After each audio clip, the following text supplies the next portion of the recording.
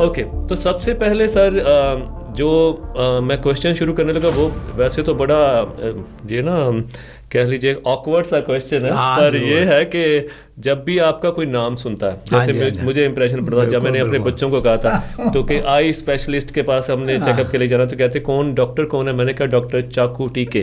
तो ये हैरान हो जाते भाई ये कैसा नाम है, ये कैसा नाम है। तो ये मैं बस यही पूछना चाहता कि ये आप ही की चॉइस थी कि इसी ही नाम को लेकर अपनी प्रोफेशनल ग्रोथ करनी है, इसके पास? नहीं, मैं बताऊंगा। एक्चुअली जब मैं यहाँ आया, जब मैं लुधियाना आया और मैंने प्रैक्टिस शुरू की, तो मेरा बोर्ड जो था क्लिनिक का, उसमें लिखा था पूरा मेरा असली नाम है तेज किशन चाकू।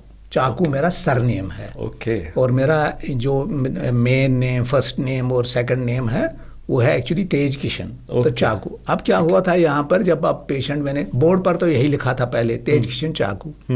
फिर ऐसे हुआ जब मैंने साल भर ये किया तो फिर मैंने देखा कि जो कोई भी पेशेंट आता था, खैर लेडीज़, वो ये जैसे ओल्ड लेडीज़ आती थी ये, या कोई विलेज से वगैरह, वो हमेशा कहते अच्छा चाकू डॉक्टर, चाकू डॉक्टर। तो फिर मैंने कहा ओहो, ये तो तेज किशन तो किसी को पता नहीं है, तो ये मुझे नाम याद कर रहे हैं ये चाकू डॉक्टर से।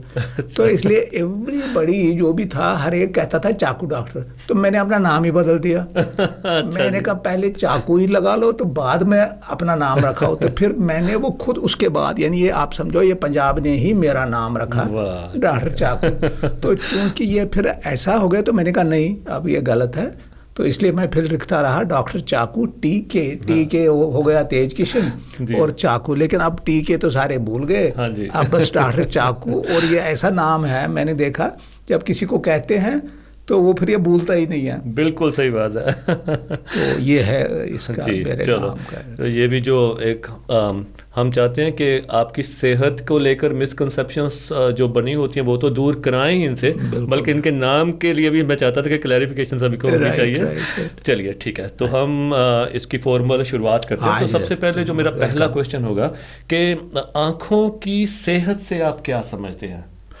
आँखों की सेहत तो बहुत ही इम्पॉर्टेंट है। आप देखिए जो हमारी 90% जो हमारी इन्फॉर्मेशन है, जो हमारी इन्फॉर्मेशन मतलब जो भी हमें, जो हम सारा कुछ ही, कोई भी चीज़ है चाहे हम देखते हैं वो कुछ करते हैं, मतलब जो भी हमें बॉडी को फंक्शनिंग के लिए चाहिए, 90% इन्फॉर्मेशन हमारी आइज से आती है।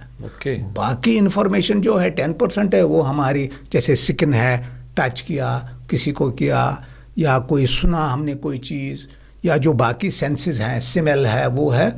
ये तो सारा सिर्फ 10% इसका इनपुट है।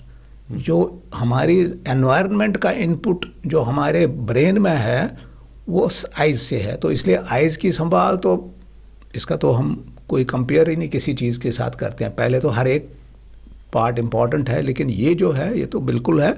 तो इसलिए इसकी जो संभाल है वो तो बहुत बहुत इम्पॉर्टेंट है। तो वो ज़रूर होनी चाहिए।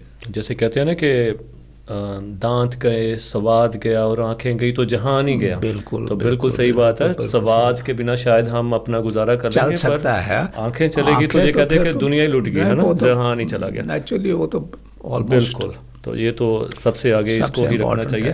पर कई बार क्या होता है कि इतनी जो है अनमूल्य जो चीज़ जो भगवान की तरफ से हमें मिली है उसकी हम ध्यान या उसकी देखभाल नहीं रहते। क्यों? क्योंकि फ्री में मिल जाती है ना सारी चीजें। हम समझते हैं एज अ मैटर ऑफ ये तो है, जैसे तो रूटीन है। लेकिन जब तकलीफ होती, कई बार मामूली सी कोई चीज़ हो जाए, थोड़ा सा कभी अगर उसका डस्ट का थोड़ा सा भी एक मामूली सा कन्ना भी चला जाता है तो फिर वो बुरा हाल हो जाता है आदमी को। तो फिर उस टाइम फील होता है कि ओहो ये कितना इम्पोर्टेंट है, कितनी हमें परेशानी होगी। तो इसलिए इसका ज़रूरी है, तो बहुत ही सबसे इम्पोर्टेंट तो ये चीज़ है। बिल्कुल ठीक है।